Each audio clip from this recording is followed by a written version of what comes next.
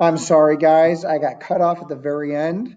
So in round two here, if you're talking saturation, it's just you're not talking about chain length. You're talking about carbon-carbon single bonds.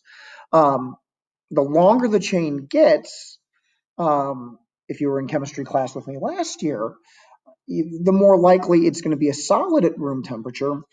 Shorter chains, less interaction between the molecules, less mass. So stearic acid at room temperature, a lot more likely to be a solid. Butyric acid by itself, if it's not attached in a triglyceride, might very well be a liquid at room temperature. Now you put it on a glycerol molecule and put a couple other things on there, it's going to get bigger and bulkier. When you get single bonds, and I'm going to show you this here, this window. So this is a fatty acid that is all made up of single bonds. Okay? And you'll notice that in the chain, you can rotate any direction you want to. And of course, I always break it. But anytime you've got a single bond, you can just spin. And so there's a lot more freedom of movement, and it's a lot easier to stack things in together and have them align. Okay, it's moving right along. So if you're unsaturated, that means you've got at least one carbon-carbon double bond in the carbon chain. We're not talking about that COOH on the end. We're talking in the carbon chain. Now, there could be more.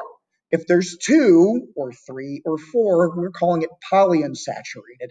Poly meaning more than one, like polymer. It could be a triple bond. It could be a carbon-carbon triple bond. But for most of what we're going to see, you're going to see double bonds.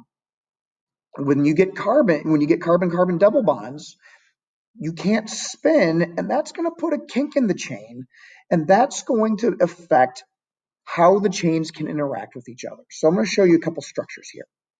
So this is oleic acid. This is an olive oil, and I'm going to show you the line structure.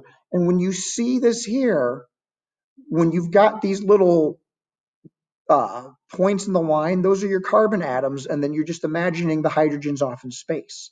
Well, you can see here at this double-double bond, or this carbon double bond, you've got a kink. And so it's not going to, you can't flex there for a while, and that's going to permanently put a bend in the structure. Well, here's linolenic acid, and look at what kind of kink you're putting in there because you've got two double bonds. That's really going to affect how other things can line up in the structure. And I've built a model. I'll show you again. Can I get this to do it? Here we go. Keeps falling over on me, guys. I'm sorry. There we go. Now it's here. So if you look at this, the double bond is right here. Now it should flex back down, but it can't. And it's actually forced to go up in a straight line. And so if you can imagine this being in a longer chain, that double bond is forcing a kink that 1, 2, 3, 4, it's going to take about 5 or 6 carbon atoms before the chain can really correct itself. And that's really, if you think about it, here's the other carbon chain I had. You can see the tail projecting out here now. It's staying up in the air. And that's going to really affect when you had two chains next to each other. If they're trying to be one on top of each other, that's going to affect how they interact.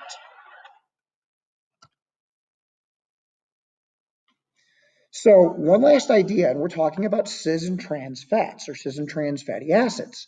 And we'll hit this part here at the very end.